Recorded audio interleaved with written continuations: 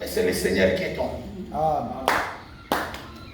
Et celui qui est appelé à présenter Jésus en tant que technicien, c'est l'évangéliste. L'évangéliste est comme un secrétaire judiciaire qu'on appelle les greffes ou les greffiers.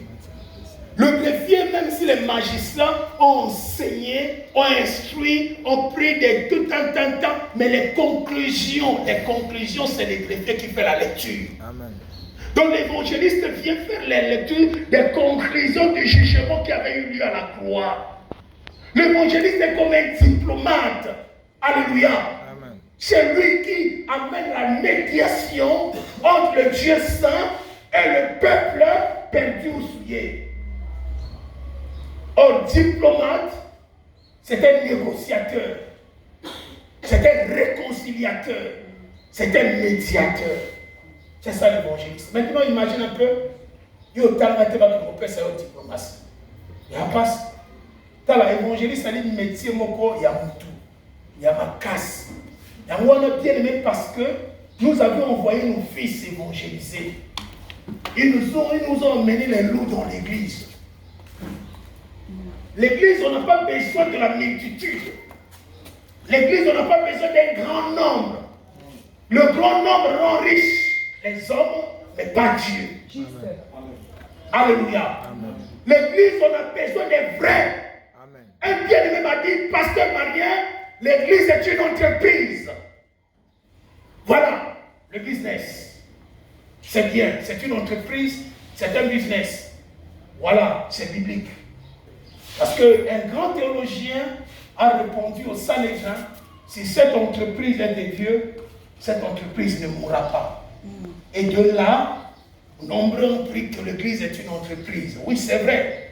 Une entreprise, c'est quoi? Il faut d'abord la définition. Une entreprise, c'est-à-dire que ça va dire qu'entreprendre pour gagner des bénéfices, certainement. Là, on va gagner dans un monde. Pour une définition, madame, ça ne va pas mourir.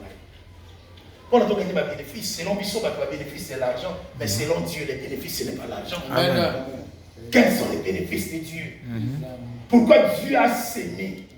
Parce que l'entreprise a un capital. Amen. Vous mettez votre capital pour générer des bénéfices. Amen. Mais quel était le capital de Dieu? Et qu'est-ce que Dieu attend en retour? Amen. Le capital de Dieu, c'est le sang de son Fils. Amen. Qu'est-ce que Dieu attend? Dieu attend des âmes, des sangs qui seront gagnés pour son royaume. Et c'est ça l'entreprise de Dieu. Donc l'entreprise de Dieu, ce n'est pas l'argent. Si vous avez besoin d'argent, vous devez savoir, homme de Dieu, vous étiez loué par un bon maître. Si vous avez besoin d'argent, n'ignorez pas que celui qui vous a loué, c'est le bon maître. Amen. Il n'est redevable de personne. Amen. À vos foutailles, à vos pestailles. Mais, comme ça, le salaire n'a été. Parce que Bélé va passer, le Bélé va enlever ma couronne contre le coup de Jacob, on a contre l'avant. Alors, j'ai souffert. Na melata miliki ya nyama na yomo côté. Na liata nyama na yomo côté. Tango na batela ka ba moka kufakati. Maintenant c'est quoi? T'as un pasteur qui rencontre maître. Les brebis ne nous appartiennent pas. Un bien-aimé nous a dit, il y a aussi des moments où le pasteur doit prendre la brebis, à finir avec les pauvres miliki. Et ça, ça c'est un vol. Amen. En réalité, celui qui a le droit de faire cela, c'est le propriétaire. Amen. Vous êtes loué pour ce travail. Votre travail a un prix. Amen. Et le prix de votre louange, c'est le indénié. Et Dieu payera. Amen. Et le indénié, c'est le salaire journalier. Quand tu as le indénié, tu es béni, toi et ta maison. Amen. Dieu te le payera. Amen. Mais le plus souvent, nous commençons d'abord par réclamer notre salaire au moment que nous n'avons encore rien fait.